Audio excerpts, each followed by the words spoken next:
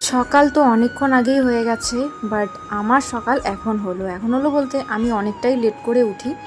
আর এখন মোটামুটি 9:45 বাজে, বসে গেছি চা আর পাউরুটি নিয়ে।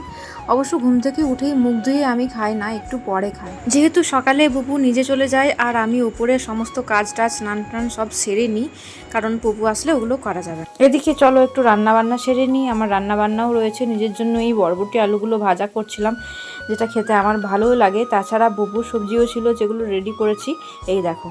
অন্য দিনের থেকে আজ কিন্তু পুপুর মনটা খুব ভালো, দেখো নিজে আপন মনে খেলা করছে একা একা, নর্মালি কিন্তু খেলে না। আমি তো ভুলেই গিয়েছিলাম পুপুর ফিডিং বোতলগুলো ফোটাতে হবে, তো চলো এখন এগুলো ফোটাতে বসিয়ে দিই। এদিকে আরও কিছু বোনলেস চিকেন ছিল যেগুলো আজকে আমি রান্না করছি, আর অমল আজ কিন্তু এই মাংসটা কষা কষা করে খাবো বলেছে, তো তাই আমি কষা কষা করে রান্নাটা করার চেষ্টা করছি।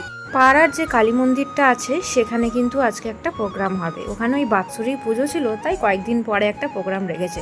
তাই ভাবলাম বুবুকে নিয়ে ওখানে একটু হাঁটতে হাঁটতে যাই। আর এখন বাজে ওই 8:05-10 মতো। চলো বুবুকে এখন রেডি করছি, আর আমি টেবিলের মধ্যে ফোনের ক্যামেরাটা অন করে রেখে দিয়েছি। আর এইভাবে কিন্তু আমি খুব একটা ব্লগ বানাই না, মানে বানাই না বললেই চলে, তাই বুবু অবাক হয়ে ফোনটার দিকে তাকাচ্ছে।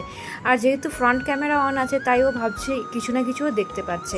তো দেখো আমি ওকে সাজিয়ে নিচ্ছি, আর এই যে টিপ দিচ্ছি কাজলের, ও কিন্তু এটা পড়তে খুব ভালোবাসে। অনেক বাচ্চা আছে যারা এই টিপ পড়তে একদম পছন্দ করে না, বাট বুবু কিন্তু খুব ভালোবাসে।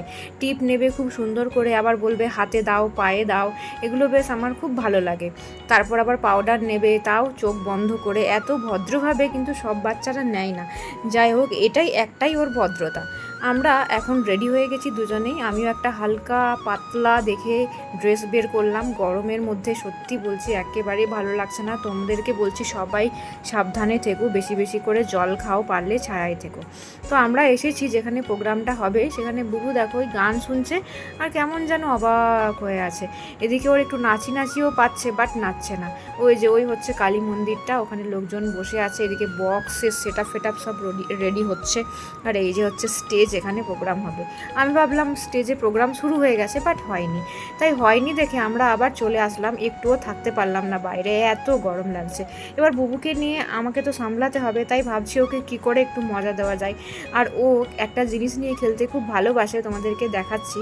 সেটা নিয়ে আমরা দুজনে মিলে কিন্তু খেলা স্টার্ট করলাম। আর হ্যাঁ, ও কিন্তু একা একা খুবই কম খেলে, ওর সঙ্গে কিন্তু আরও একজনকে ওর মতো করে খেলতে হবে, তবেই ও খেলবে, না হলে না। তো এই যে এই গিটি, এইগুলো দিয়ে কিন্তু এখন খেলা করছে।